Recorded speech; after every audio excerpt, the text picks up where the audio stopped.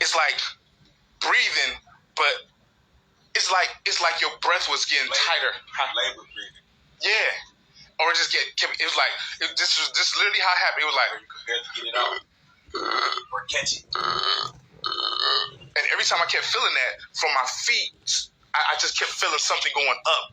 I kept, like, from my feet, it just kept going up. With every breath I took, it just kept going up and up. I was feeling my life force leaving my body. As I was laying in bed and I was stuck and I couldn't get up, I kept feeling my life force leave my body. And then once it got to my chest, I took my last breath and it went like this.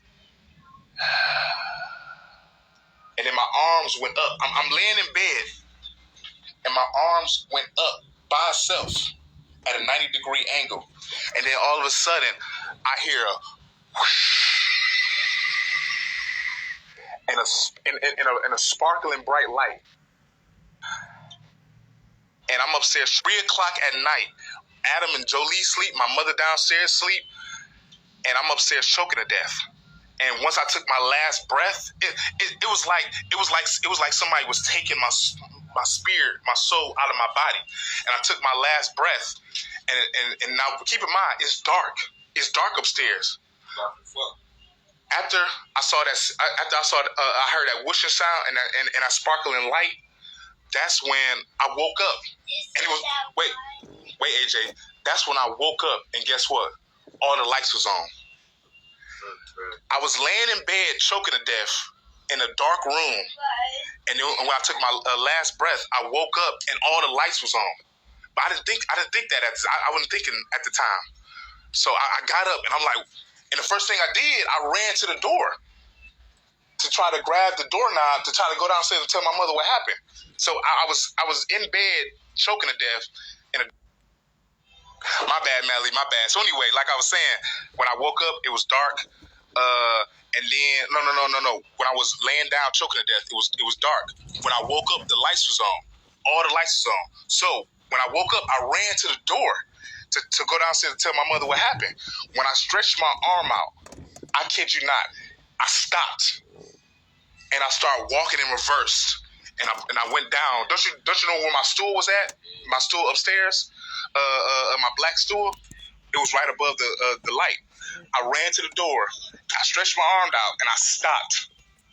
It was like I stopped. I didn't have control of my body, and I started walking in reverse like this. I was like this. Praise Yahweh. Praise Yahweh. Praise Yahweh. And it was in a voice that wasn't mine. It was not my voice saying it. It wasn't even me. I kid you not. It was like I was a puppet. It was like somebody was controlling my body. I ran to the door. Now this was me. When I got up, that was me running. But that was God showing me that I was in control. I thought I was in control. I ran to the door. I stopped. And I literally walked in reverse, like somebody pressed rewind. And I went down to my knees. I said, praise Yahweh 3 times. And then I got up. I got up from prayer, and I sat down. It was like I was a robot. I got up, and I sat down like this. My feet was spread apart, and my hands were spread apart. And all of a sudden, I felt invisible fingers interlocking my fingers and interlocking my toes. I felt invisible fingers interlocking my fingers and interlocking my toes.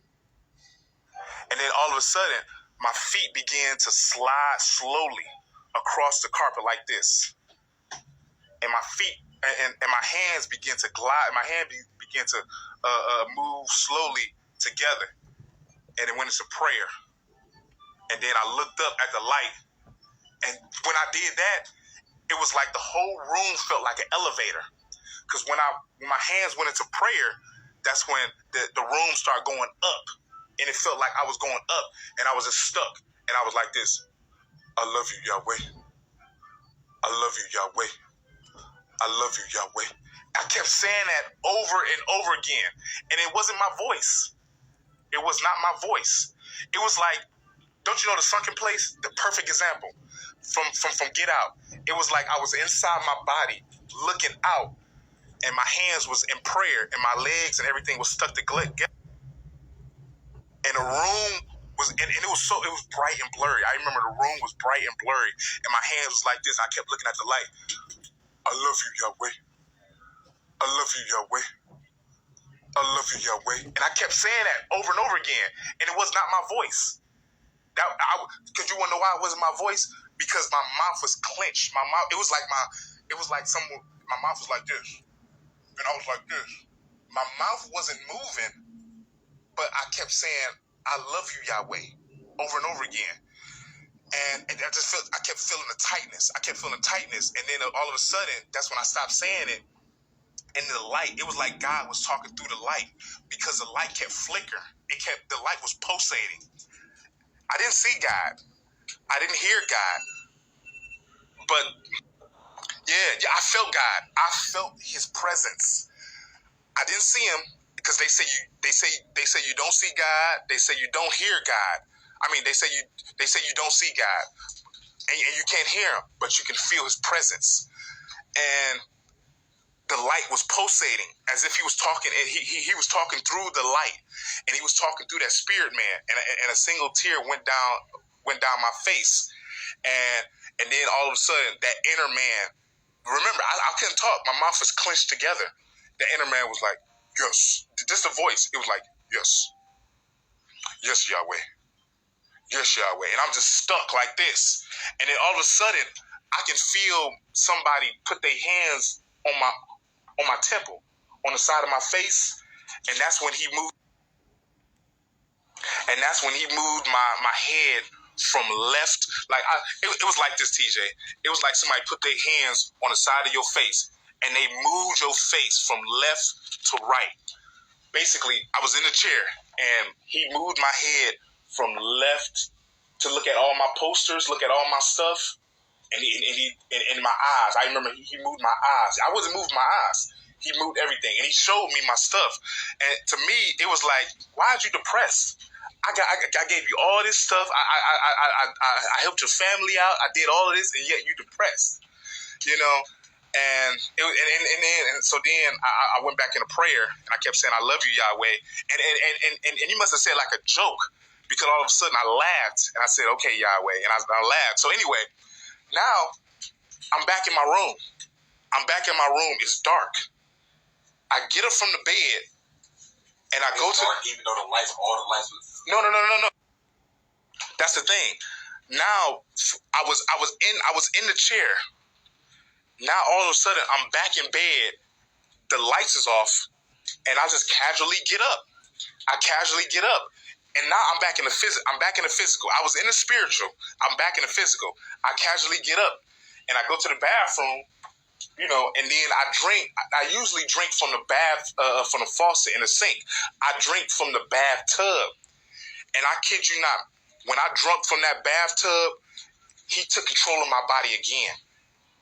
Because the main reason why I said that, it's like this is me walking. I'm walking casually.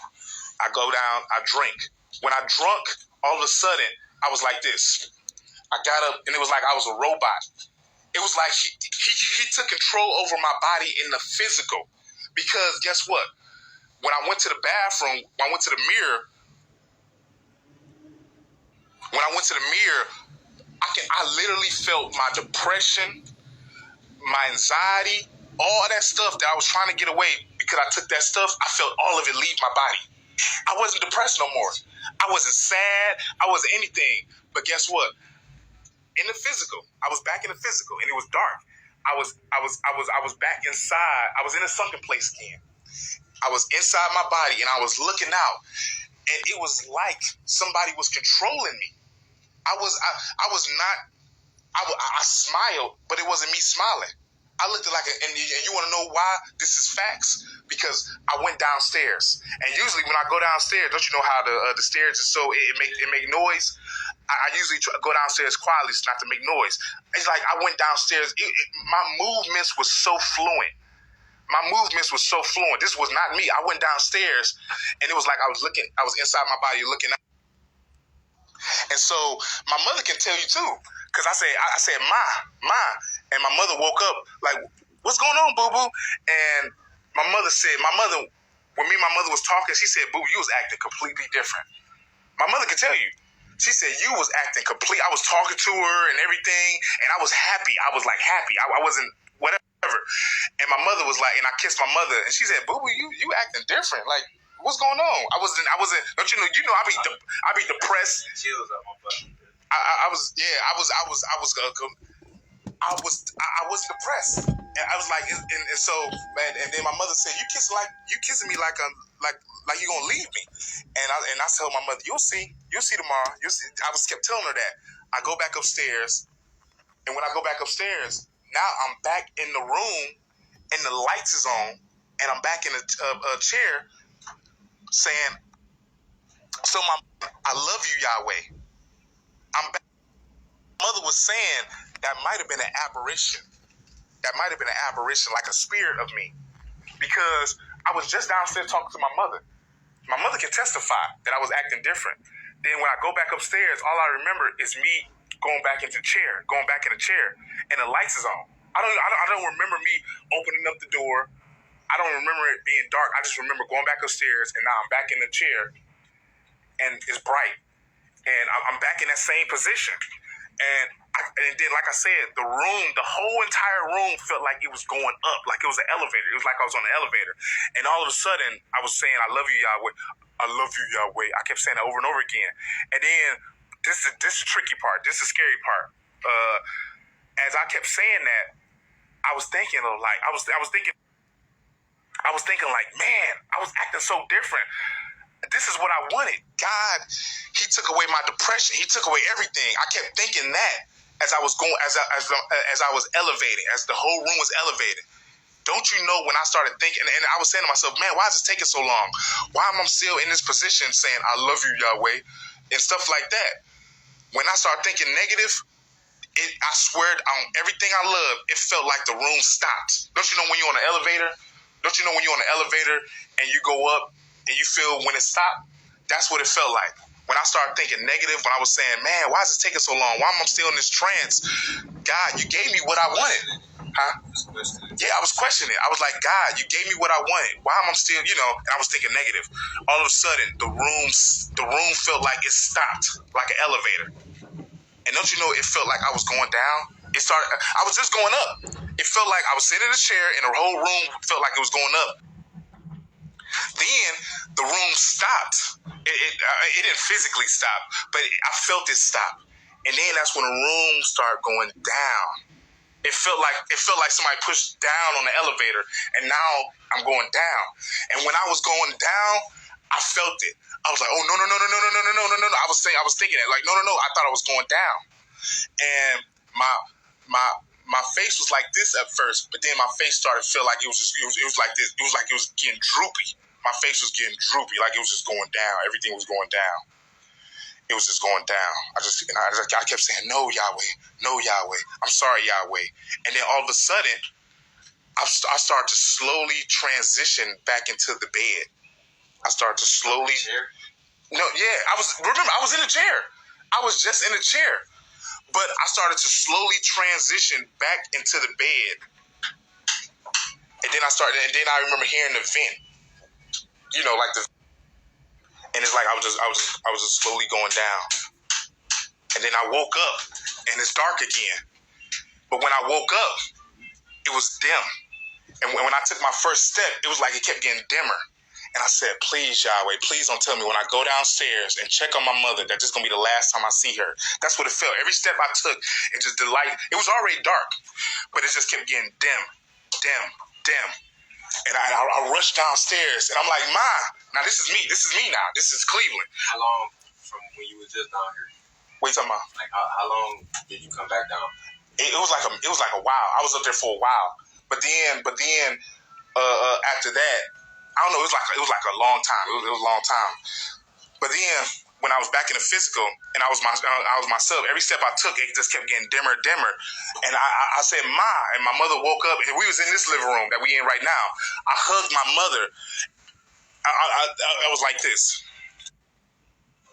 I came out, and my mother was right in the middle of the living room, right in this living room, and I hugged her, and I looked outside, and it looked pitch black. It didn't look regular black. Like it looked ghostly black.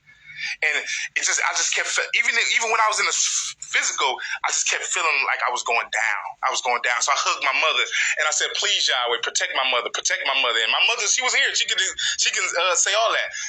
And this one thing too. I said, Ma, is this real? And that's when she said, yes, this is real. But when I told my mother that she said that, she said, I don't remember saying that. When I said, Ma, did you say that? She said, I didn't say that. But to me, when I said, Ma, is this real? She looked at me. She's like, yes, this is real. It's crazy. So anyway, to make a long story short, she called the paramedics. I know That's an amazing experience you had. Yeah. See, that's why I say it's not no weed. It wasn't no weed. Amazing experience. I just want to say this thing. I just want to say this one thing. So, no. Yes. June was seeing some stuff too. My mother said June, when he was high, every time he kept walking by his door, by the opening of his door, he saw somebody on the bed, and he didn't have a face. He walked by his room one time, and he saw this nigga laying on the bed, and he had no face. And he did that 2-3 times. So June saw some stuff. That 19-year-old, yeah, but it ain't like yours. Yeah. It ain't like yours. But at the same time, he said every time he used to go to sleep, every time he closed his eyes, he saw a man with a red eyes. And another thing, that 19-year-old, you saw that video of that 19-year-old who went to hell? He died twice, and he went to hell, and he saw the devil and everything. I'm gonna send you that video. So God, He's showing everybody. He's showing me. He's showing June. He's showing that 19-year-old. He's showing a lot of people stuff. So make a long story short, I just want to say this real quick. I just got one little thing to say. So the paramedics came.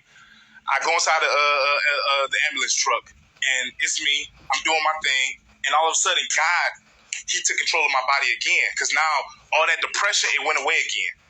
He was controlling my body while I was in the ambulance, and then all of a sudden, when I went to go strap my seatbelt back, it pushed me back. I strapped my seatbelt in, and it was like it strapped back on its own. And then I looked up at the paramedics for help, and they was looking at me like just looking crazy, like looking sinister. And then when we made a right into University Hospital. I kid you not. We made a right into University Hospital. All I saw was H-E-L and a black gate. And I started freaking out because I saw H-E-L and a black gate. I started freaking out. I started going crazy. Make a long story short, that's when they took. It's just a lot of stuff. I started seeing. Well, I'll tell you a little later. I'm like, do you want to still listen here? Yeah, I'm listening. Okay. I'm waiting on them to call me for this interview.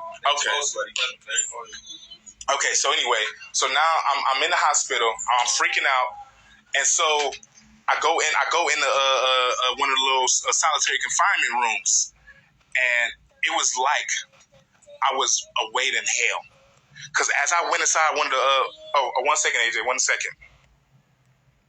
When I was inside one of the solitary confinements, keep in mind, I was in there, and I started to accept my fate, but it wasn't me talking. I was just saying, yes, Yahweh, I deserve this, Yahweh. But it wasn't my voice. It was okay.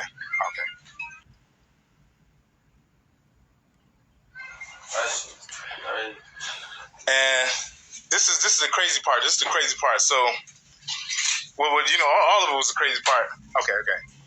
So my cousin, he went upstairs because he got to talk to us. He's doing an interview. So I'm in the hospital, and now I'm in solitary confinement. So here's the thing: when I was in there, it was like I was a different person. It was like that spiritual being that was inside of me was awaiting his fate. Oh, 1 second, AJ. 1 second. It was like that spiritual person that was inside me was awaiting his eternal fate. Because I was once again in the sunken place, but my body was pacing around. And I went to the door, and it was just a small window. And all I heard was childhood memories. As my body was slowly pacing around that small little room with that one hospital bed inside the room. Outside the door, all I heard was childhood memories. I heard me as a child. I heard my birth. It was first I heard my birth. Then I started hearing childhood memories. I started hearing me and my family as me as a kid listening to like just old cartoons and stuff like that. And my mother and Adam and Ray, I just started hearing childhood memories as I start slowly feeling as though I was going down. I still was feeling as though I was going down. And I was just slowly feeling as though I was going down. And so I said to myself, well, let me just pray to God. If I pray to God, then maybe, he can. So then I looked to my left to a corner to try to, go to try to kneel in a corner and pray.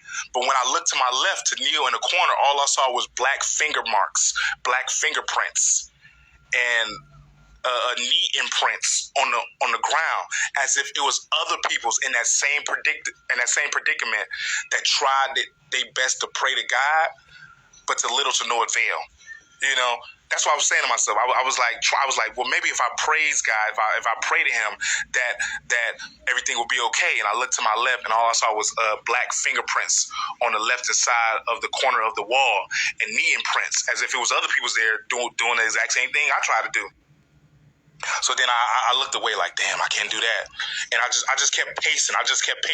But keep in mind, I was in the sunken place. And it wasn't me pacing. It was like that spiritual man was pacing. And he was like, this is my fate. I just got to do what I got to do. So my mother, when she finally came to the hospital and stuff like that. And then she was in the waiting room. When she was there, wait 1 second. AJ, can you go in there? Can you go in there, AJ? I'm trying to say something, okay? Here. So my mother was in the waiting room. So she said when she came back out, and the lady and they was opening up the door, she said that she saw the lady turn the light on. But in my case, the light was already on. So physically, they turned the light off. And I was in there in the dark. I was in that small little solitary confinement room in the dark. But to me, the light was already on as I was pacing and as I was hearing my childhood memories, And what happened? And so anyway, I hugged my mother and stuff like that, and I said I had to pee. I just wanted out of that room. Because I know that was like a waiting room. This is like a jail cell, how you wait in a jail cell until you are sentenced. That's how I felt when I was in that room.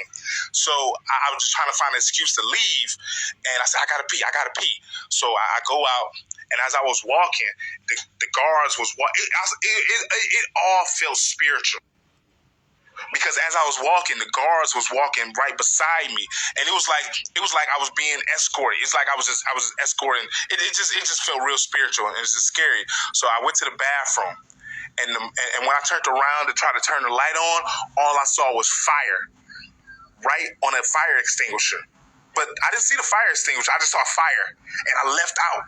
I saw the word fire, and then I left out the room, and I left out the bathroom because I was so scared that if they closed me in there, it was gonna be a wrap. And I just kept seeing red.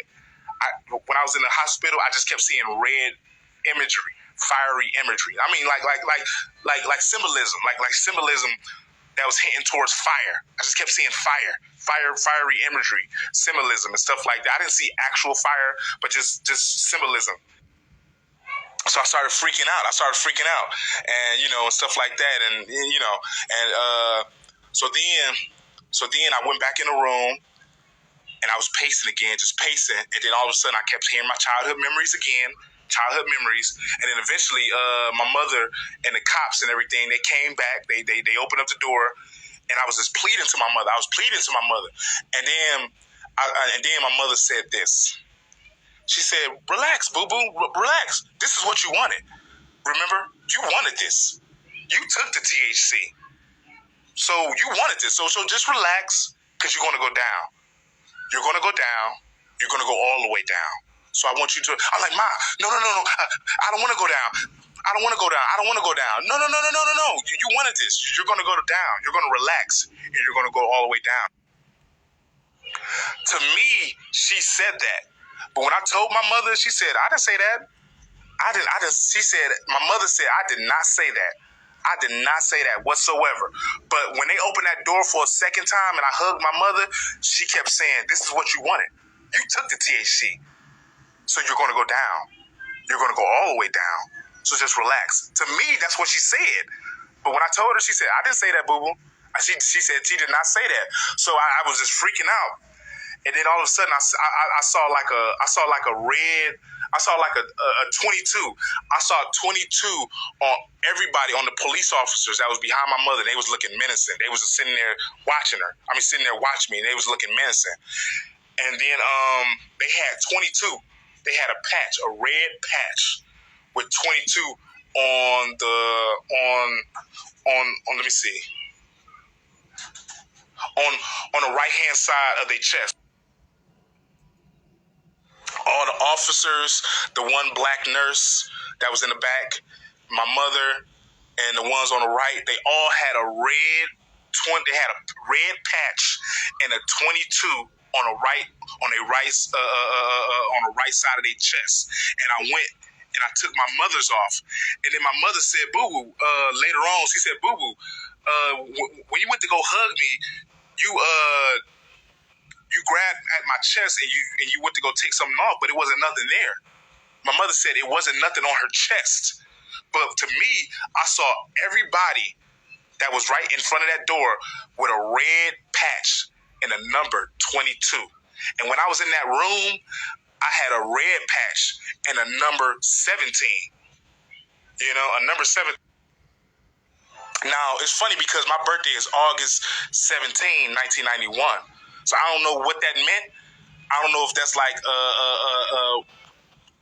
a section of hell that I was going to, and everybody else had 22, and that was a section of hell. But I took my mother's off, where everybody else has had theirs on. And the only person who didn't have a red patch and a number 22 was an Asian nurse, and it was like she was like an angel because everybody was wearing black. The police officers were wearing dark colors.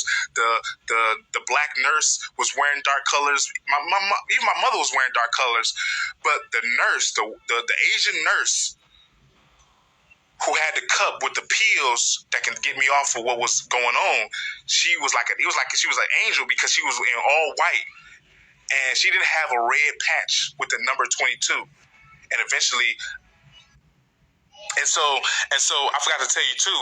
So she gave me the pills, and I took them, and it felt like before I took that water to swallow the pills, it was like that was going to be my last drink of water. Because when I took the water, my hand started shaking. Because the nurse said this. She said, here's the water, and here's the last bit of water you ever going to have. No. She was like, here's the pills, and here's the last bit of water you ever going to have. She said something along those lines. Like, this is the last bit of water, because where I'm going, it's not going to be no water. So I slowly took a sip of that water. I was sipping that water slow, because as I was sipping the water, I was feeling myself go down. I was still feeling myself go down, and I felt as though that this was going to be the last bit of water I was going to have. It was so spiritual, man. So eventually, I got down. So eventually, the medicine started kicking in, but that was all spiritual, Melly. That was all spiritual. Because I was back in bed. I was back in bed. Then I got out of bed. I put my clothes on and stuff like that. And it was just that whole experience, man. It was just very spiritual. And as we was leaving, and it is just 2 more incidents. As we was leaving University Hospital, all I saw was a bright-ass red car. And my mother said, yeah, we're about to go. We're about to leave or whatever. And I thought she was taking me to that red car. That was the only car I saw. It was a big, bright-ass red car. And it was like my mother was taking me there, but eventually we jumped in the car, in her car. And as we was going back to the house, all of a sudden, this was the last thing that happened. All of a sudden, the windows started getting dark, and it was like my mother was taking me down this dark road. Like the outside was getting dark, and it was getting dark, and my mother was taking me down this dark road, and then all of a sudden, that was it. April 21st. It started at 3 o'clock, and I think it ended around 5 or 6. But that whole experience, man, was spiritual. So that's why now I don't even think about suicide no more, because there is a heaven and there definitely is a hell. You know, I still get depressed. I get depressed. You can ask my cousin TJ, my mother, and stuff like that. Which is why yesterday I went to go see a psychiatrist so I can get on the right medications. But what I got from that is, we at the end of the age, Melly.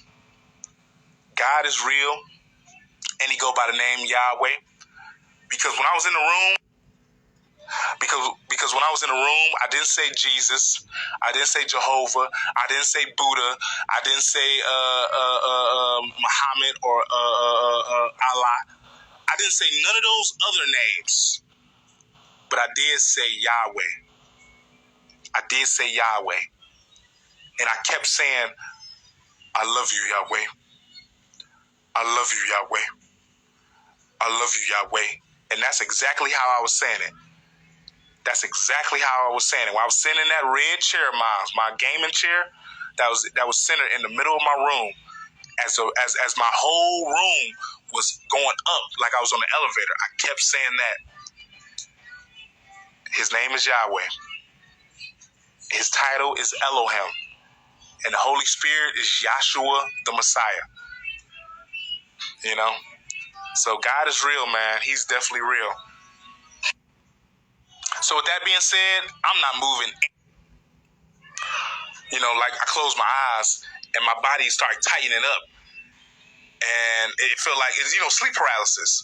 And so now all of a sudden, I just been sleeping I've been sleeping close.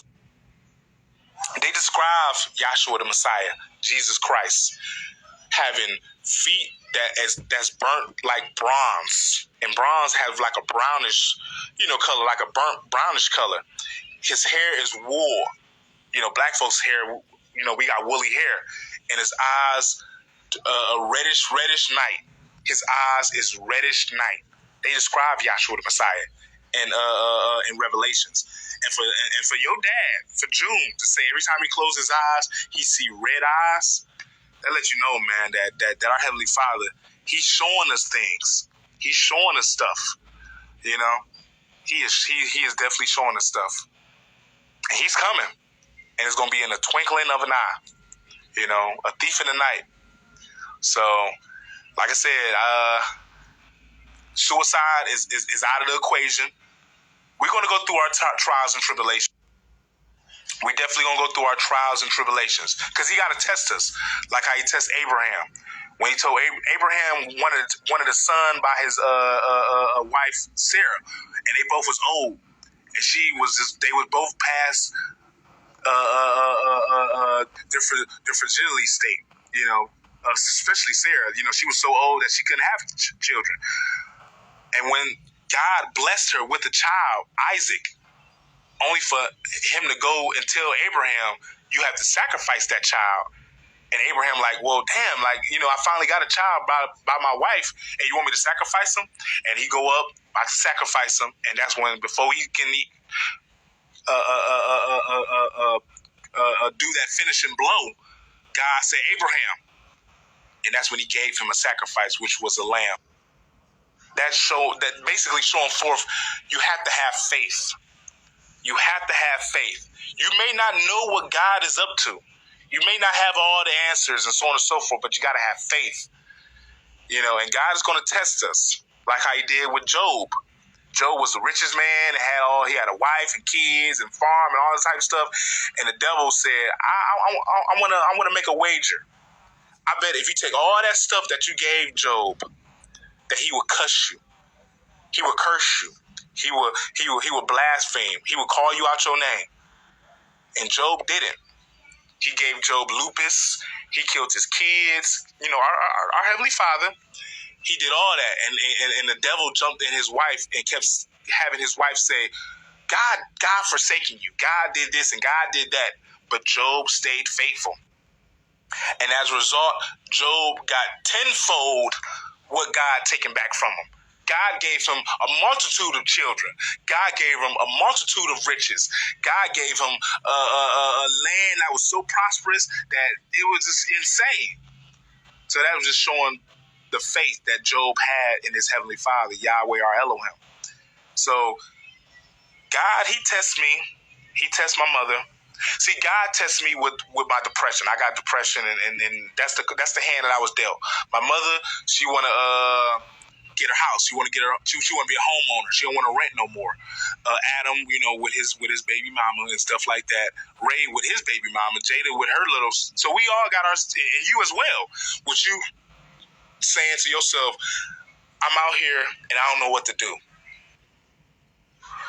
I'm aimlessly walking around, not knowing what to do. Do I do this? Do I do that? That's your test, as well as mine. Like I got my own test, with depression and stuff like that. Because they say long suffering. He only tests those that he know is his sons, his birth sons, because he was tested himself. Don't you know that he walked in the body of Adam? During the Garden of Eden, he walked in the body of Adam. Yeah, our Heavenly Father. He came down 5 times. It was Adam. And you might be saying, well, why he walked as Adam? See, God came down and he hid himself within his creation. Because if God came, well, he did. God did came down, and he was doing this and doing that as Yahshua Messiah, who the world calls Jesus Christ, and they still didn't believe him. So it's like God throughout the 6,000 years, the ages and dispensations of time, he walked as Adam. He walked as Joshua, which his name wasn't Joshua because there wasn't no J in the Hebrew language. It was Joshua. When he was walking as Moses, with Moses and stuff like that, and then Emmanuel, which later on was Yahshua, and then Dr. Henry Clifford Kinley, which was recently, that was in 1931. No, that was June 6, 1931, as Dr. Henry Clifford Kinley. In this day and age, in our time. Because Dr. Henry Clifford Kinley raised people from the dead, like Yahshua Messiah, and he was doing all types of other stuff. So just look him up. He the one that created the IDMR, the Institute of Divine Metaphysical Research, that gave us these teachings now. And we don't worship them. We don't worship that human. We don't worship the human. We worship that spirit that's inside the human. Because God is inside of he's inside all of us. It's either the left, which is negative, or the right, which is righteous. And he tests his children. Long suffering, like they say, long suffering. Because he suffered throughout the 6,000 years that this earth been here, the 6th dispensation. And guess what, Melly? We at the last end. Because remember, God rested on the 7th day. And we in the 6th day. And the 7th is because we in a grace period. And eventually we're going to cross over to the 7th, where Yahshua the Messiah will reign for 1,000 years. And then after that, all eternity. It's going to be, then we are going to be in the land of eternity. So like I said, do your own personal investigation. Look up the names, look up the true names. Because isn't our Heavenly Father the God of the Jews? Like he was the God of the Jews, right? He was the God of the Hebrews. So if he was the God of, now he's the God of us all. He's the God of the Gentiles, the Jews, everybody. But if he was the God of the Hebrews, then what was the Hebrews calling him back in the day? They wasn't calling him Jesus, because guess what? There isn't no J in the Hebrew language at all. And there wasn't no J in the English language until some 1,400 years after the Messiah's death. So names like Jehovah and Jesus and all this other stuff, that was incorrect. He was called, At first he was called YHWH. YHWH. And then he put the A, Adam, and then he put the E, Eve, and Yahweh. So just think of it. Just think of that. He was called YHWH. Because see, it's like this. God was called many names throughout the years. Like, just like how with each dispensation, with each age period, during Adam, he was called. During the Garden of Eden, it was Adam. That's the first age, and then the second age, the third age, the fourth age, the fifth age, and the sixth age that we in today. He's called by many names. You know, Adam, Oshia, the son of Nun, Emmanuel, Yahshua the Messiah, now Dr. Henry Clifford Kinley. But at the end of the day, his true name is Yahweh Elohim. But those are just time stamps throughout the ages. That's how I see it. Like, in this age, he was called this. In this age, he was called that. In this age, he was called this. You know, like time stamps throughout the years. And so in this age, he was like the last age, he came down as Dr. Henry Clifford Kinley, a 5'7" black man. And you want to know why? Because black peoples have been discriminated against for centuries. So he had to make a challenge for himself. Because if he can come down as a 5'7" uneducated black man who only had a sixth grade education. Sixth grade education, meaning that we're in the sixth dispensation. You got to look at the seven. It's seven, it's six, it's everything. It's a pattern, Melly. It's a pattern. You got threes, you got sixes, you got sevens, you got nines. It's a pattern. So he came down as a black man because he knew the odds was going to be against him. Just like how he came down as a Hebrew man, Jesus Christ, Yahshua Messiah, because he knew the odds was going to be against him. And he still prevailed by making miracles and so on and so forth. So he did the same thing as Dr. Henry Clifford Kinley in June 6, 1931. And Dr. Henry Clifford Kinley was basically doing the same thing Yahshua the Messiah was doing. He raised people from the dead. He predicted JFK's assassination. He sent a letter to the Pope saying that you will die. I think it was in the 60s, I believe. He sent a letter.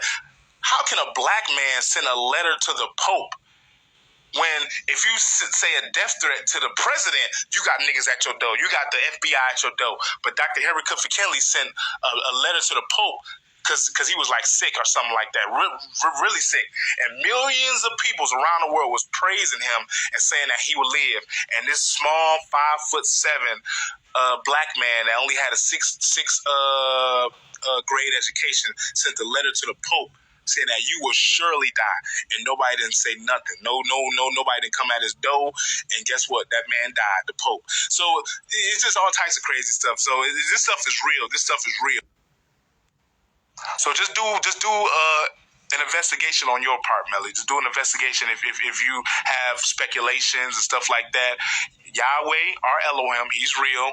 You know, he came down in 6 manifestations. And we at the age, man. We at the end. And it's going to be beautiful, Melly. It's going to be in the twinkling of an eye. It's going to be quick.